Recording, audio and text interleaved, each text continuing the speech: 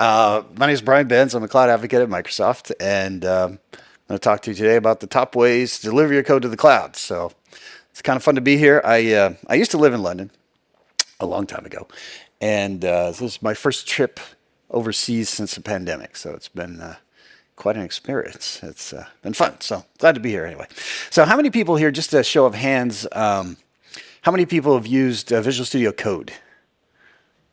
Okay, about half. What about code spaces? Anybody? What? One person? Okay. How many people know what code spaces are? Okay, just a couple? Okay, cool. I'm going to show you some new stuff then. So, what about feature flags? Anybody use feature flags?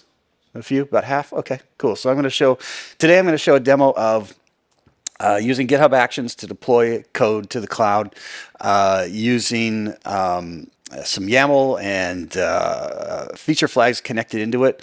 It's going to be a Maven application. It's Spring Boot, actually. Using Maven to build it, and then it deploys out to the cloud. So there's like a build and a deploy job. And there's a couple different ways we can do it, but I'm going to show the GitHub Actions version today. Yeah.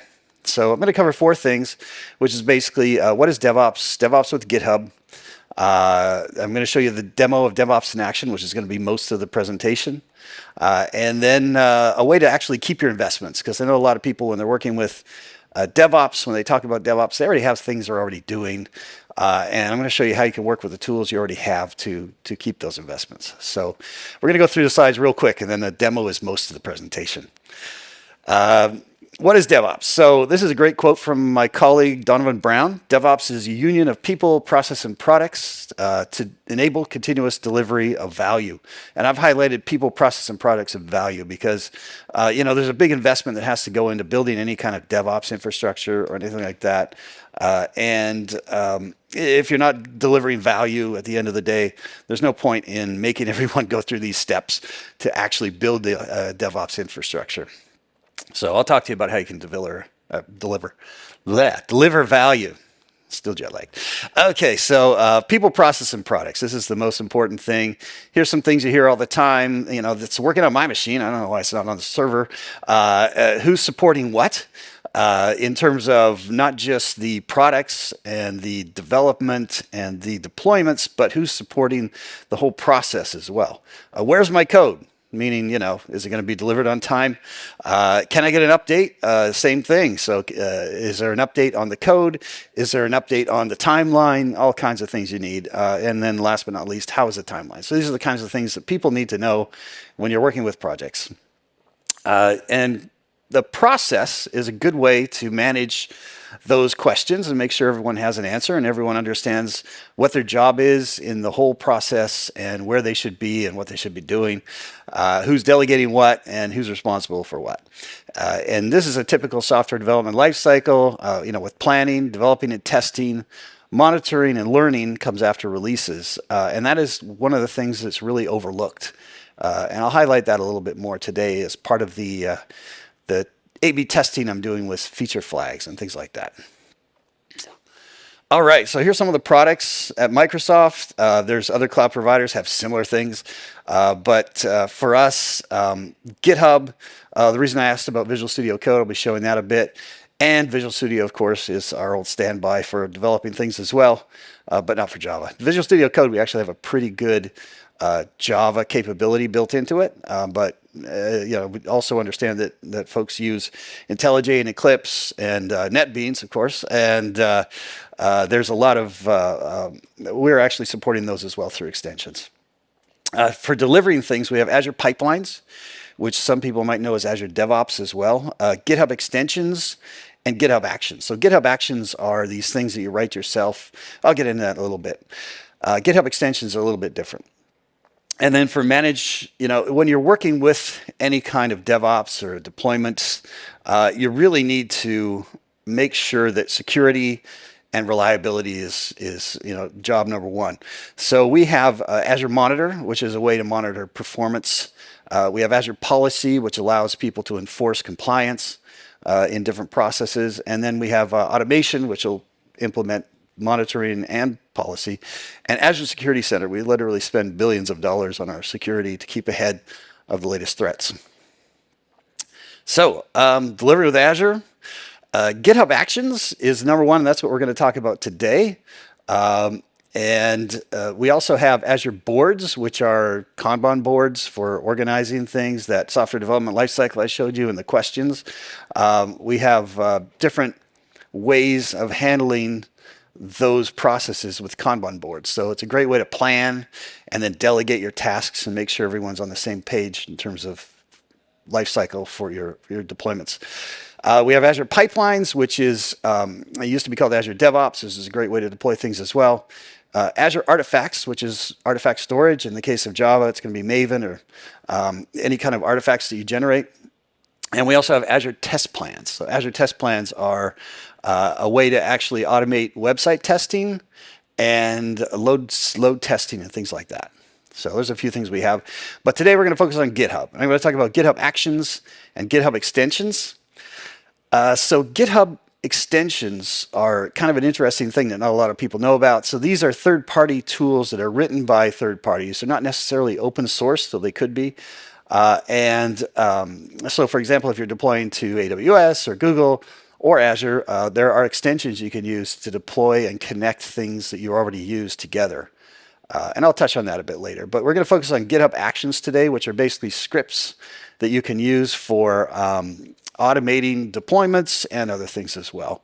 Those are all open source, and they're all the source code for those are available because it's mostly YAML, and they're at a place called the GitHub Marketplace. We also have integration with popular IDEs, and one thing that people a few years ago when Microsoft bought GitHub, there was some consternation about whether or not this was a good idea and what would happen to the communities and the repos and everything on GitHub. They were saying, oh my God, now everyone's going to start charging. People moved over to competitors and stuff like that. But we actually opened up and made things free that weren't free before. So before Microsoft, GitHub charged for private repos and they charged for repos for teams. Only public repos were free. So we have private repos to a certain point, and teams to a certain point are free as well. So check that out if you haven't checked it out lately. It's there's a lot of stuff that's free that wasn't there before. And we also have code spaces, and code spaces I'm going to talk about later. Code spaces is a way to use a browser to build a IDE. It's an actual IDE that's built into the browser, and it's part of your repo, technically. What happens is a container fires up from the repo. It actually creates a clone, just like you would locally, and then you can work on that in the browser-based IDE, including extensions and other stuff, and then you can push back up to your main repo, and you can preset the configuration of those code spaces. So I'm going to show you all that a little bit later. All right, so GitHub, blah, blah, blah, it's a big thing. Let me show you something that I like to show here. The GitHub, if anyone's looking for information about what's going on with GitHub and in code in general and software in general, check out the 2021 State of the Octaverse. This is a great report, and they have all kinds of information here. So this is the 2021. I think the 2022 is coming out soon, but it's still pretty relevant. So 73 million developers on GitHub. Let's see, 170 million pull requests, 61 million new repositories created in 1 year. So what they do is they analyze all this information and say who's using what, where. There's some geographical stuff. This is the one I like to focus on. Let me make it a little bigger for the folks at the back. So there was some talk in the keynote about, what is Java? What's the future of Java, and is it going anywhere? So JavaScript is right at the top here. These are the top languages over the years. Over on the left, for those of you in the back, is 2014, and over on the right is 2021. So JavaScript's at the top.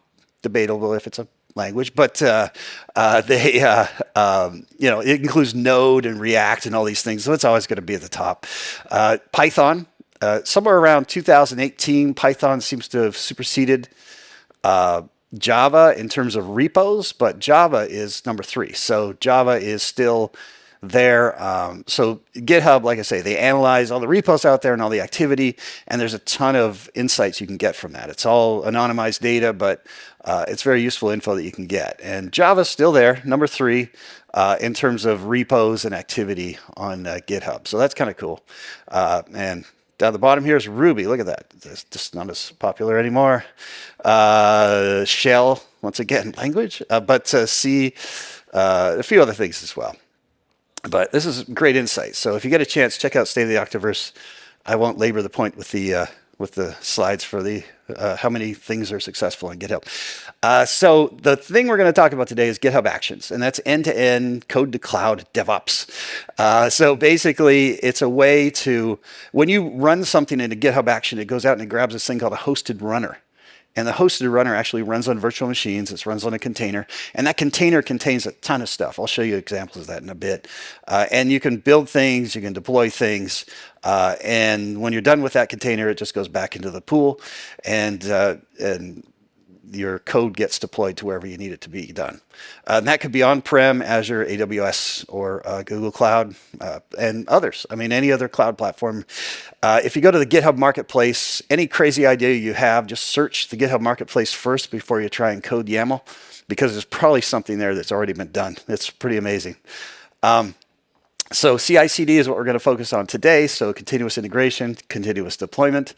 And you can automate these workflows with Azure. You can create dev and test what they call environments and stuff. I'm going to show a real simple example. I mentioned before the GitHub Marketplace. This is just a little slide on the Marketplace. GitHub Mobile. This is something that not a lot of people know about. So GitHub Mobile is pretty cool. I use it quite often. So you can do things like issue. If you see something, you can post an issue, or you can do a merge and things like that. You can do a lot of functions with GitHub Mobile. So check that out if you haven't already. It's a great way to authenticate and just work on things when you don't have your laptop around. Code Spaces, I mentioned before. So Code Spaces is a way to just fire up a IDE inside a browser that's associated with the repo that you're working on at that moment. I'll show you that in a minute. All right, so on to the demos. So we're going to do A/B testing today. So A/B testing, just a little recap for folks. The difference between A/B testing and blue-green deployments. A/B testing is when you have a new feature and you let some of the users look at that new feature and some of the users look at the old feature, and you compare notes and see the behavior inside of that app and see if it's actually delivering the functionality that you expected. And you can turn on and off the features. That's the idea. So we're going to use feature flags to do A/B testing today. And there's one other way I'll show you as well, if we have time. And blue-green deployments is where you actually deploy things out gradually. So you deploy things out to North America, or to, you can deploy them out geographically or based on a user metric of your choice. But you basically, the idea is you don't bring the site down and then bring it back up with a new feature. You roll out the feature gradually over time, and it should be seamless and transparent to your users. All right, so let's do that demo. So what we've got today, I'm going to start with the end result. This is the end result. It's an app, and it's a Spring Boot app, as I mentioned. It's built with Maven, and it deploys out. This is Bit, who's our developer advocate, and our developer advocate mascot, and he's the feature today. So I'm going to turn that on and off. If I go into, this is my Azure portal, for those of you who may not have seen it. For those of you who are familiar with this, what it is, if you're not familiar with it, you can go to portal.azure.com. You can sign up for a trial. And what happens is, in my portal, I've got all my dashboards. All these dashboards are organized the way that I need them for my presentations, but you can organize them however you want. And this particular app that I just showed you is an Azure website. It's called jdconftest.azurewebsites.net. I'll zoom in on that. It's just a standard web app, and it's got a connection to a feature flag through a connection string.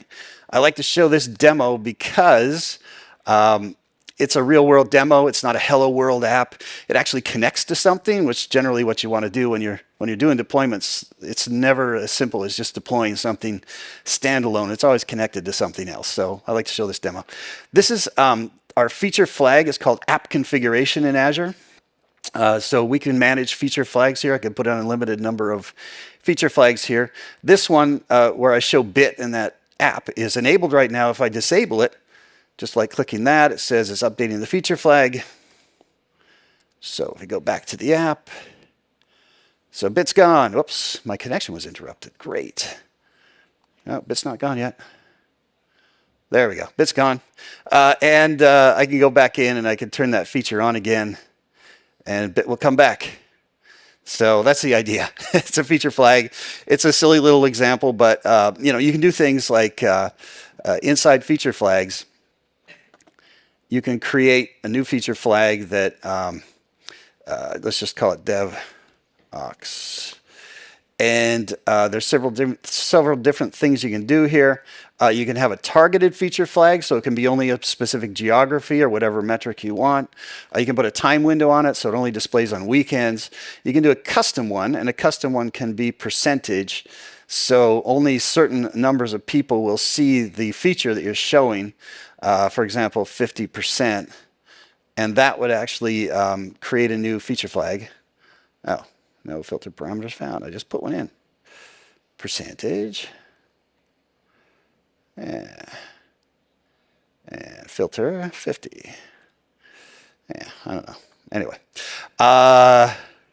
So that's the idea behind this. So there's feature flags. You can set them up. And you can do a percentage as well. So if you want to do A/B testing, this is how you would do it. And there's one more way I can do that with an app service, and I'll show you that in a minute. But that's essentially what feature flags are. And that's how they work here. So if I just go in back here for bit, he's back. So, okay, so how do we actually get here? So what we do is we create a web app, and we connect that web app to our GitHub repo, and then we have to edit the YAML that gets generated by that automatically in order to connect to the feature flag. So we're going to go through those steps right now. All right, so here we're in the browser. We're going to create a web app.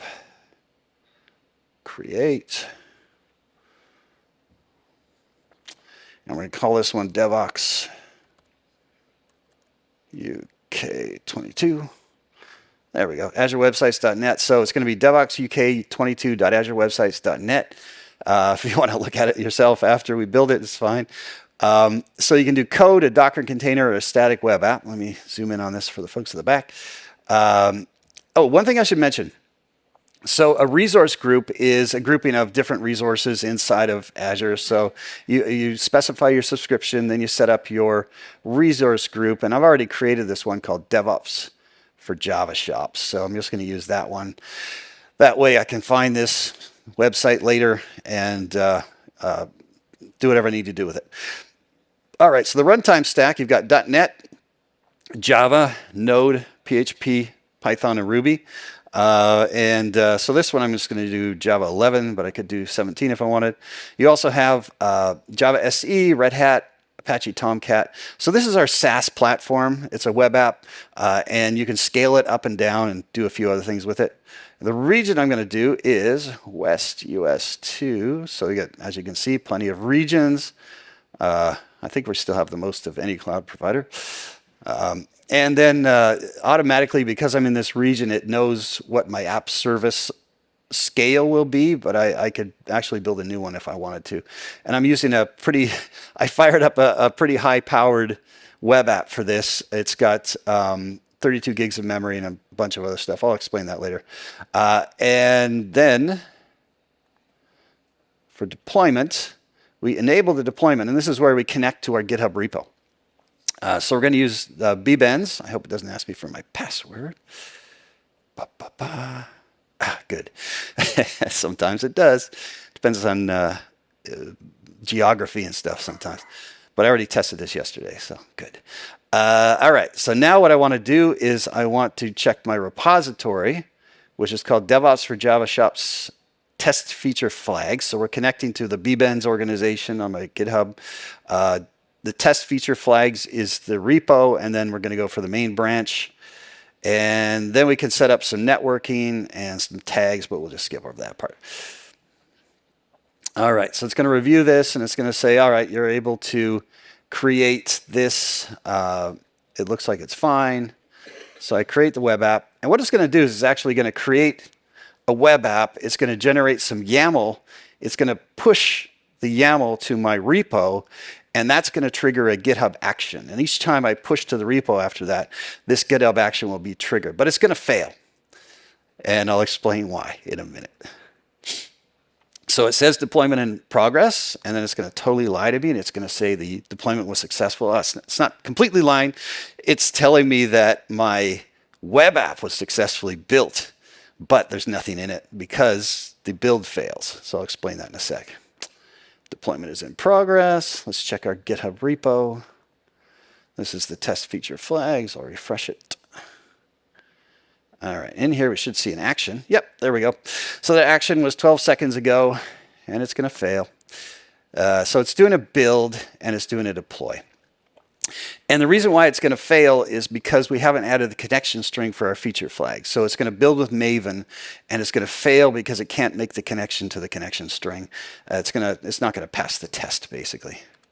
So if we go back over here, your deployment is complete. No, it's not. No, it's not. So I can go here. I can go to the resource. And there it is, DevOps for Java shops. Blah, blah, blah. It's taking a second to load. Come on.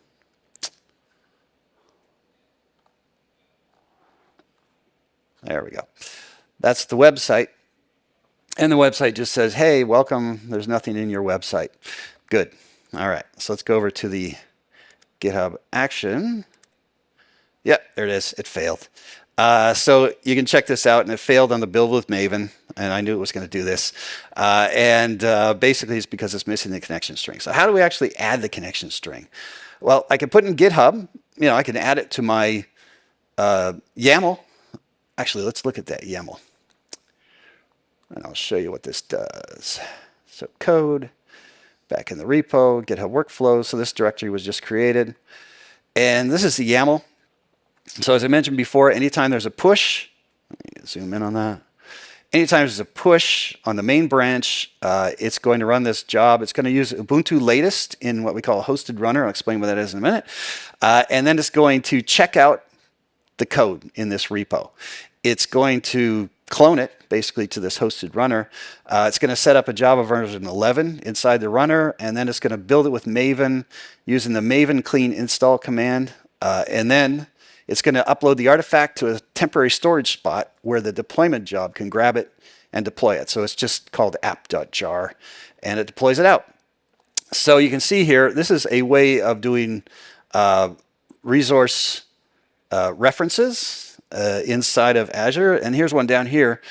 So this is the published profile. So there's an automatic token that gets created between your GitHub repo and the web app. And this is similar for all the target things that you're going to be working with anywhere on any cloud. So you need a token or something secure to say, this GitHub repo can connect to my web app, and this web app can talk to my GitHub repo. And they do that through a token. So you don't obviously post this token in your GitHub code, because then if it posts to the repo and it's a public repo, everyone will be able to find it.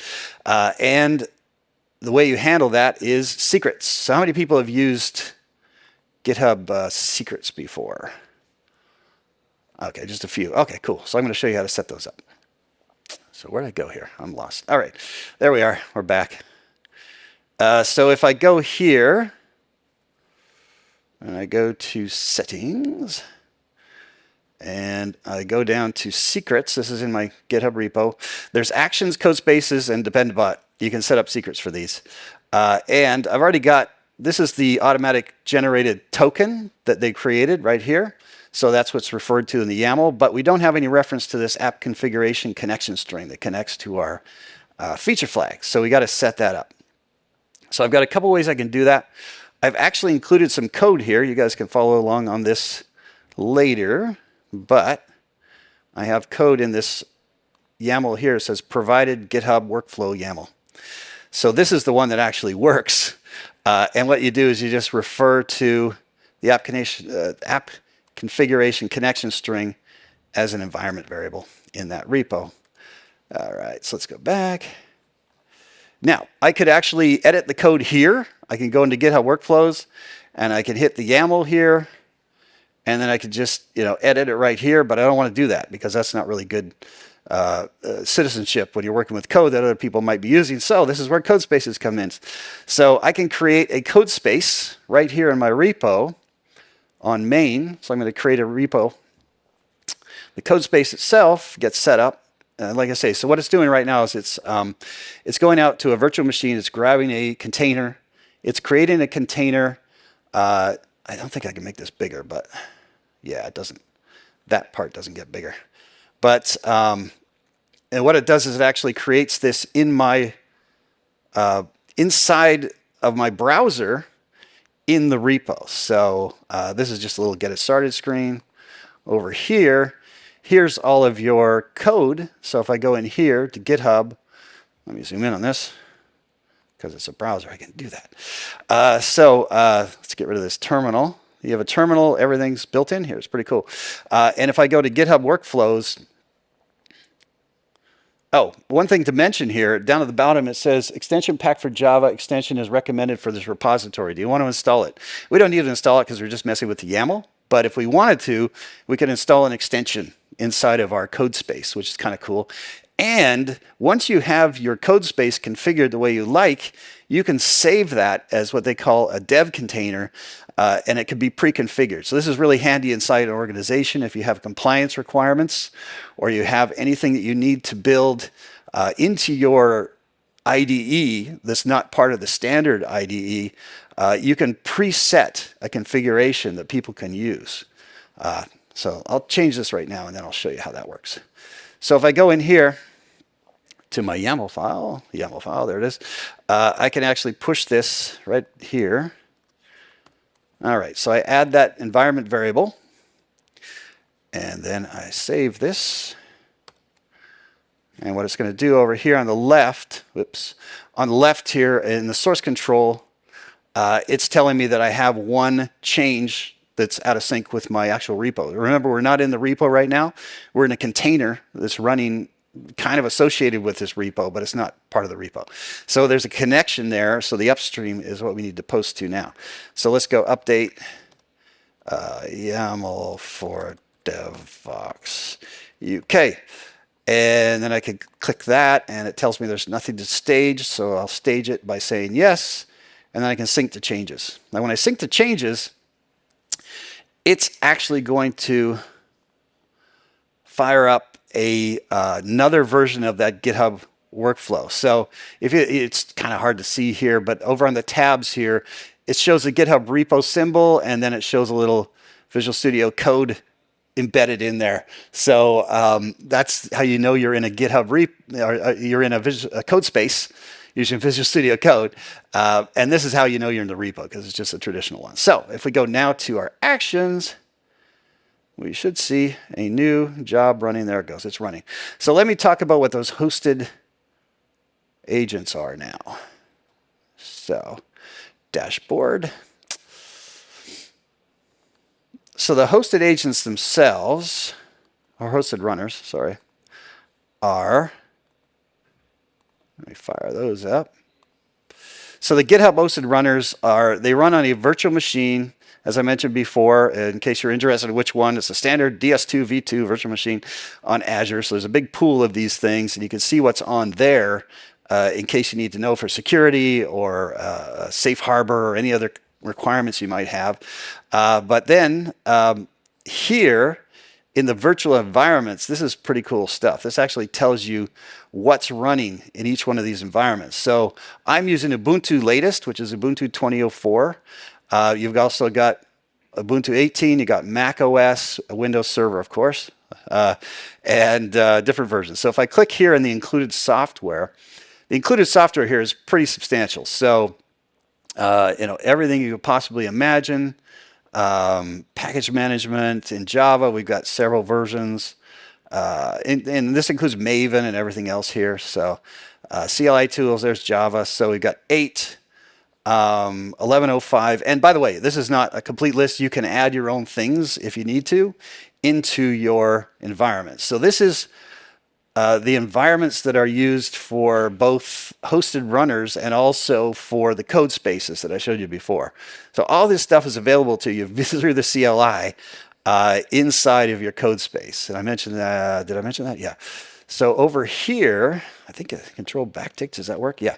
So control backtick brings up a terminal inside your code space. and you can do bash, zsh, fish, JavaScript, and a few other things. So you can actually set up default profiles, and you're working basically inside of that container in a CLI as well. And all those things are supported in there. All right. So that's a little bit about hosted runners. Let's see what happened with our hosted runner. Where is it? There it is. Okay, did we go? Yay, we did. Okay, so now the actual build happened, and it's successful this time, and it's deployed. So devops22.azurewebsites.net is still going to fail. So there's one more thing we need to do. But I like to show this just because, like I say, it's a real world thing. So we got an application error here. It's still not working. Can anybody guess why? Why it's not working? I mean, we set up the connection string for GitHub Actions, but we still haven't set up the connection string for the app service. So the connection string for app service has to be configured as well. It doesn't carry that over into your application, unfortunately. It's not a well-built application. It's just for demos. You could set that up, but I like to show it like this. So this is where the actual application is supposed to be, and you still get an error. One of the things you can do, though, in Azure Web Apps is this is cool. So devops22.azurewebsites.net is the website. So if I do Azure devops22.scm.azurewebsites.net, you get this thing called Kudu. And Kudu is a way, you know, SaaS is supposed to be pretty much a black box, but they give you some insight into your applications as well. So you can do debugging and stuff like that. So if I go in here and I show you the root, there's the app.jar. So the app.jar we know is there, so we know it's working, but the feature flag hasn't been set up as a connection yet. So let's do that. So to do that, we have to go back into the app. Here's my dashboard again, and if I refresh this, I was already there actually. If I refresh this, so the resource group I mentioned before, that's this little box. So there's a box here with all the resources for my resource group, and this is the app service we just created. All right. So what we need to do with this is I need to make this a little smaller so I can see the actual icons, and then I can go into the configuration here. And I have to set up that connection string. It's slow. Look at this down here. Down here, you probably can't see it, but this is fun. YOLO. I got a notice just before I started doing this presentation that my device needs to restart to install important updates. Yeah, so it's a little slow right now because I think it's actually downloading those updates, but I set it a little bit later. I don't know. I thought that was a good idea. It was going to do it at 9:20 a.m. Nice. Yeah, would have been, 13 minutes ago. All right. So there's no connection strings here. There's no application settings. So what we need to do is we need to create a new one, and it's called app configuration connection string. I've actually got it over here in Visual Studio Code. Oh, by the way, you can another cool thing you do with code spaces is you can open that code space in Visual Studio Code, and it'll connect automatically and let you work with things. But you're not working like locally. You're using the local IDE, but you're actually remotely connected into your container that uses code space. So you're coming from the repo down to your IDE, you're messing with the IDE, and then up. Any pushes you make are going to the container. And when you actually do a push from there, it's going from the container to the app. So if your machine shut off or you lost Wi-Fi or something like that, the container's still sitting there with everything in it. It's kind of cool. It's complicated, but cool. So you set up the app configuration connection string here. And once that's done, I can save it. I always forget to save it. And what it's going to do is it's going to update that web app. And the reason why I fired up a really powerful web app is so that it refreshes really fast. So if we go back out to our web app now, let's go to our overview. So the connection string's been set up and it should work. It's slow. There we go. So we're going to get hopefully a good error message now. No, it's still the same one. Welcome. No. Okay. Let me see something here. I did do the right thing. All right. Let me see. Configuration. Sometimes it takes a second to refresh. Oh, actually, I should do that. All right. The connection string's there. All right. Overview. All right. Da, da, da, da, da. Anticipation. Oh, I don't know why it's giving me the error.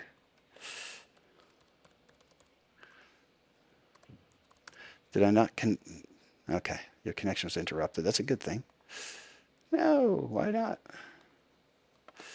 Let me do that connection string again. I don't know if I copied the right thing. Yeah, it should be. There's my connection string, folks.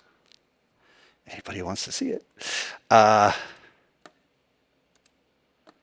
the one. All right. I did post this. Yeah. I don't know what's going on there. Okay. I'll try refreshing it a couple more times. Nope. So we should be getting a different error message actually now, which is a good error message, but we're not.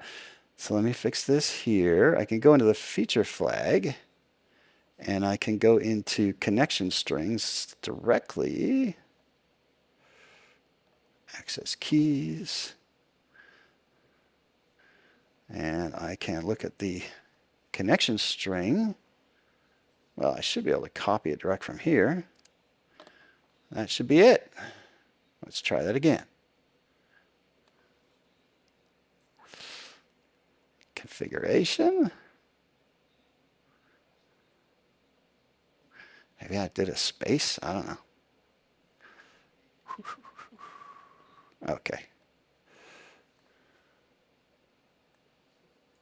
It's there. Should be the same exact one. App configuration connection string is there. Okay. Refresh.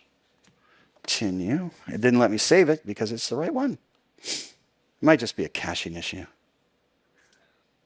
Let's hope so.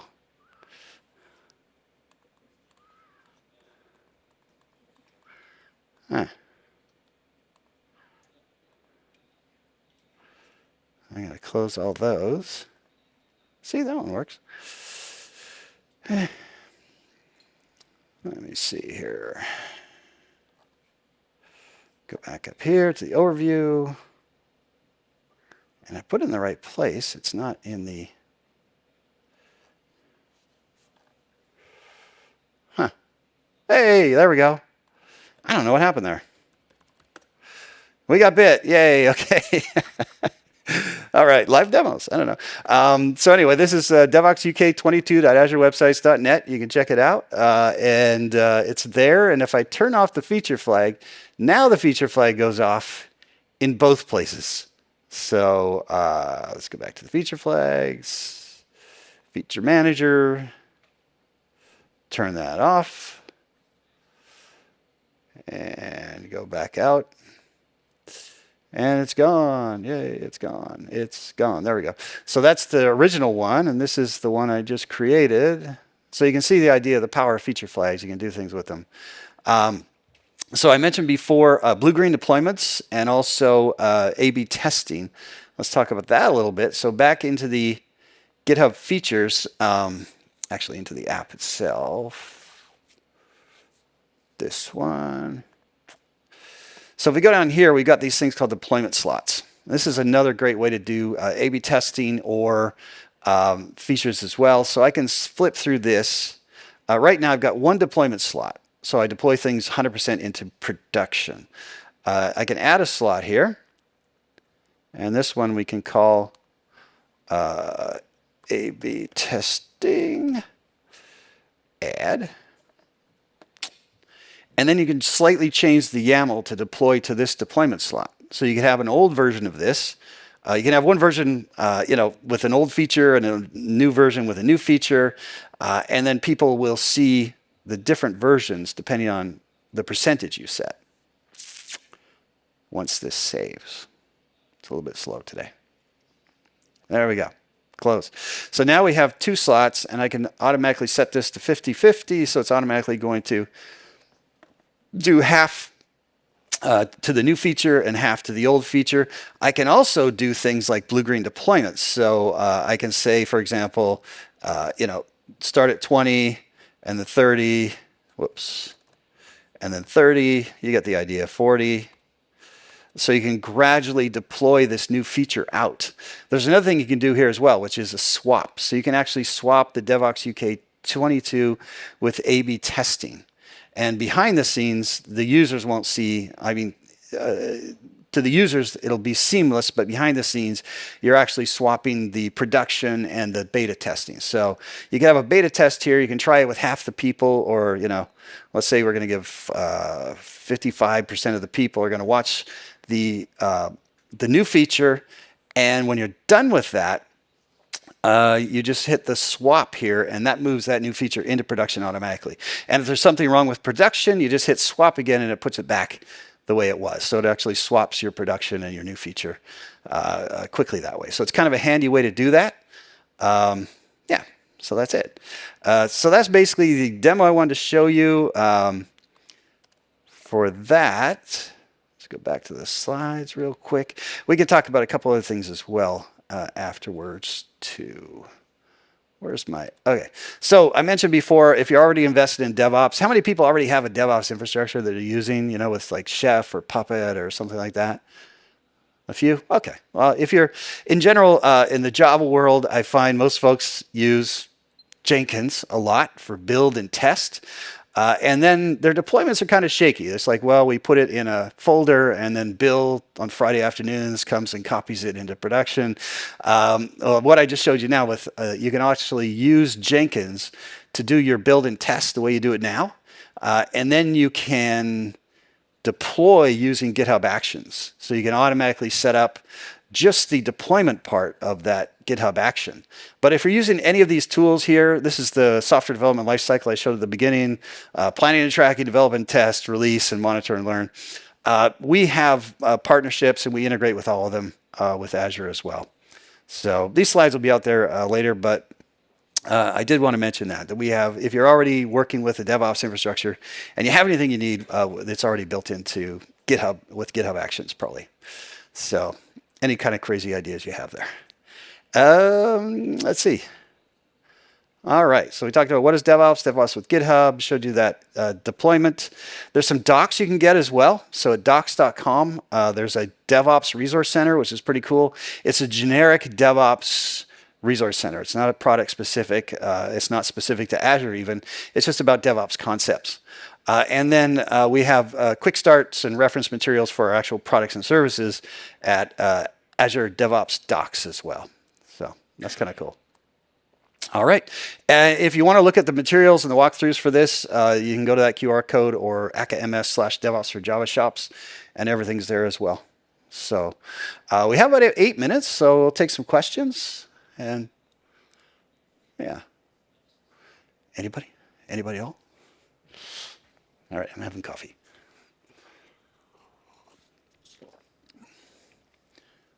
Anyone want to? I can show a few more things if you want. Azure pipelines, or I don't know, something like that. I can show that a little bit. Okay, yeah, let's do that. So let me illustrate some of the things here.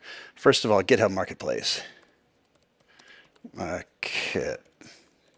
And feel free to jump in for questions at this point. This is your time to ask me. So GitHub Marketplace is cool. They have the extensions, and they also have, of course, actions as well. So if I search for actions, somebody pick something to look for in GitHub Marketplace for actions, like anything you can think of, anything at all. Like pages? Sorry, say that again? Okay. Pages, that's probably enough. Let's see. There we go. There's one, GitHub Pages action by a guy named Crazy Max. Are you Crazy Max? Yeah, GitHub Pages deploy action.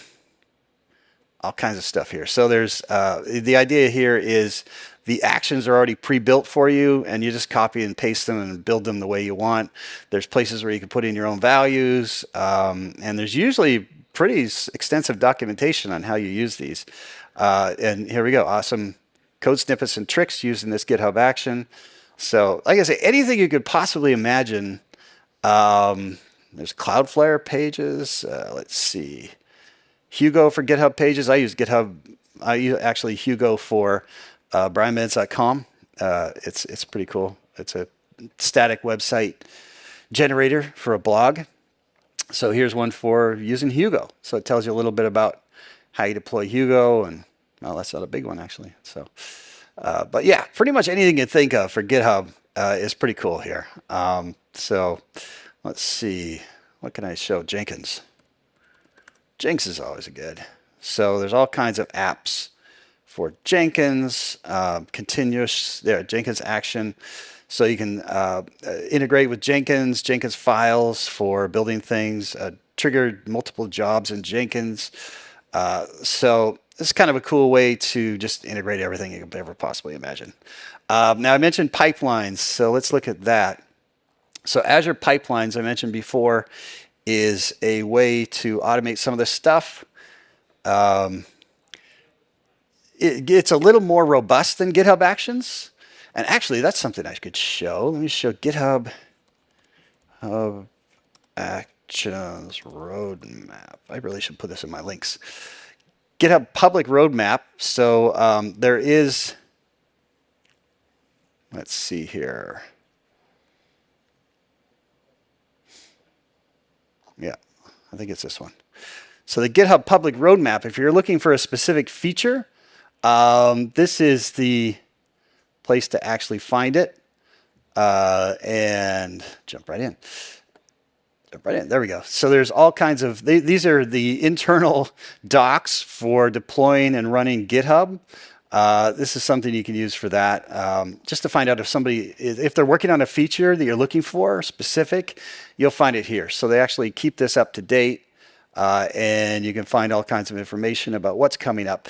But a lot of the things that aren't in GitHub Actions yet are in Azure Pipelines. So in Azure Pipelines, you can do two things. You can do a release, and you can actually do a build as well. The builds are just called pipelines. I've got an example here. What do we got? 3 minutes left. All right. So here's one. It's the same code, similar to what I had in the other one. It's based on YAML. And you basically just build it out. And it builds out a job. And it looks very similar to the YAML interface here. And there's all kinds of extra tests you can do. And then the other cool part is releases. So you can do releases. And inside releases, here's an example of a release. So this is a release that I built. You can do similar things with what they call GitHub environments, but this is a release. Anytime there's a successful build inside Azure Pipelines, it goes to a staging server, and then it goes to Canary server, which goes to that deployment slot that I showed you, and then it goes out to production. And there is checks and conditions that you can build, either automated or manual, to move along each step of the process. So that's a cool thing too. Check out pipelines. Most of this stuff that I'm showing you, all of it has a free tier. So Azure Pipelines and GitHub Actions, everything has a free tier. Where you have to start charging is when you want to do a lot of parallel jobs in a process. But if you're just doing one job at a time using containers, there's no charge for that. So I did want to mention that. All right. Well, we have 2 minutes left. Any questions or no? Okay. Well, I think I'll leave it there. If anyone wants to come up with questions, I'll be around for a while. So thanks very much for coming. Thanks.